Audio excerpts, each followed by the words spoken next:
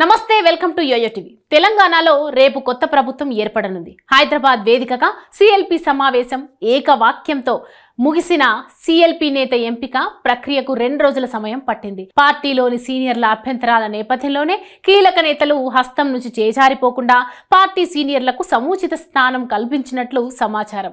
ఇక అందరిని బుజ్జగించి రేవంత్ రెడ్డిని సీఎం అభ్యర్థిగా ప్రకటించారు AICC అగ్రనేతలు।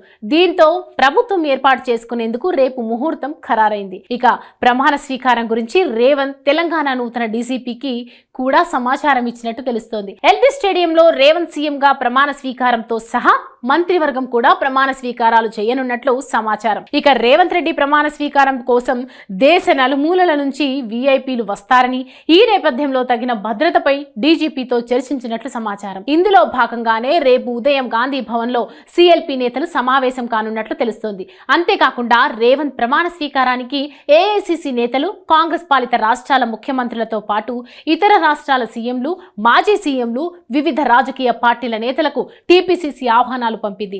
AP CM Jagan, Telangana మాజీ CM KCR, Tamil Nadu CM Stalin, TDP అధినేత చంద్రబాబును ఆహ్వానించారు। ఏఐసిసి అధ్యక్షుడు మల్లికార్జున ఖర్గేతో పాటు అగ్రనేతలు సోనియా గాంధీ, రాహుల్, ప్రియాంకను రేవంత్ రెడ్డి ఢిల్లీ వెళ్లి స్వయంగా ఆహ్వానించారు। Karnataka CM Siddaramaiah, deputy CM DK Shivakumar ఆ రాష్ట్ర మంత్రులకు ఆహ్వానాలు పంపారు। సీనియర్ నేతలు చిదంబరం, అశోక్ గెహ్లాట్, దిగ్విజయ్ సింగ్, వీరప్ప మొయిలీ, మీరా కుమార్, కుంతియా, భూపేష్ బఘేల్, అశోక్ చవాన్, మాయల రవి, సుశీల్ కుమార్ సిందే, మాణికం ఠాకూర్, కురియన్లను ప్రమాణ స్వీకారానికి ఆహ్వానించారు। వీరితో పాటు తెలంగాణ అమరవీరుల కుటుంబాలకు ఆహ్వానం పంపారు। తెలంగాణ జనసమితి అధ్యక్షుడు ప్రొఫెసర్ కోదండరాం, గాదే ఇన్నయ్య, ప్రొఫెసర్ హరగోపాల్, కంచె ఐలయ్యతో పాటు వివిధ కుల సంఘాల నేతలను ఆహ్వానించారు। ఇదంతా ఎలా ఉన్నా ప్రమాణ స్వీకార కార్యక్రమానికి చంద్రబాబు హాజరవుతారా లేదా అనే చర్చ జరుగుతోంది।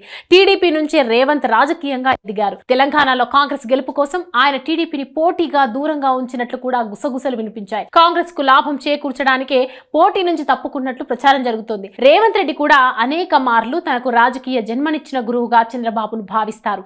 అయితే ఏపీలో త్వరలో ఎన్నికల కారణంగా ప్రమాణ స్వీకారానికి చంద్రబాబు రాకపోవచ్చనే టాక్ కూడా వినిపిస్తోంది।